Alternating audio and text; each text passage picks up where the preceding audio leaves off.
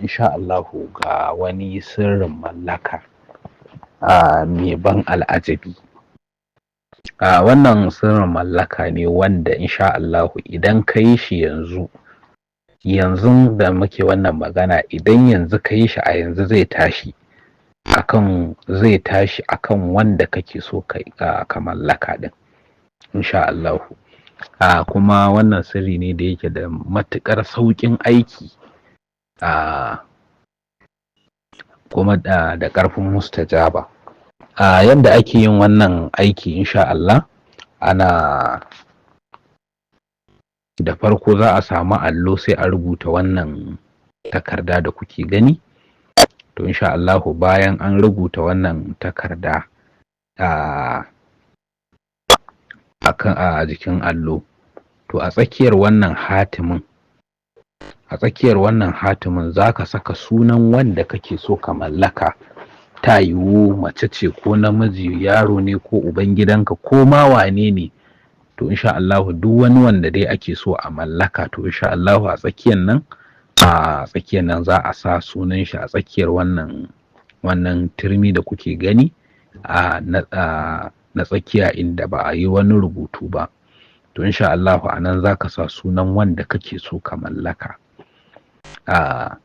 Wannan sirrin duk yanayin ƙarfin dafa'in mutum insha Allahu in dai an yi masa shi, to alfarma annabi da alƙur'ani sai ka ratsa shi. Amma abin da muke jan hankali, lallai mutane a ji tsoron Allah. Ba wai akan kowa ake yin aikin mallaka ba, kuma ba akan komai ya taso ake yin aikin mallaka ba. Aikin mallaka yana da ƙa'idoji, sannan kuma a kiyaye da insha Allah. Idan ya kasance aka rubuta sunan wanda ake so a tsakiya, to insha Allahu sai a wanke wannan rubutun. Bayan an wanke shi, to idan ruwan zai isa sai ka raba shi biyu, ka sha rabin kuma sai ka wanke fuska da shi. In kuma ka ga ruwan yayi kaɗan, za ka iya ƙara ruwa. Insha Allahu sai ka sha rabi kuma sai ka wanke fuska da shi. Sai a je ka yi ƙoƙarin zuwa ka haɗa ido da wanda kake so ka ma wannan aikin mallaka. A daidai lokacin da kai wannan aikin, ya kasance kun yi ido huɗu da bawan Allah, ko kuma da wannan ko mace ko namiji ko ma waye kama wannan aikin. A daidai lokacin ya zamana kun haɗu. To insha Allahu alfarma annabi da alƙur'ani, daga lokacin da kuka haɗu, sirrin zai fara aiki.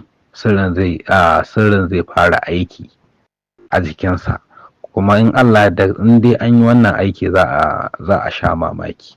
Wannan sirri ne da yake da matuƙar sauƙi kuma yana da mustajaba insha Allah. Mu wannan mujarrabi ne.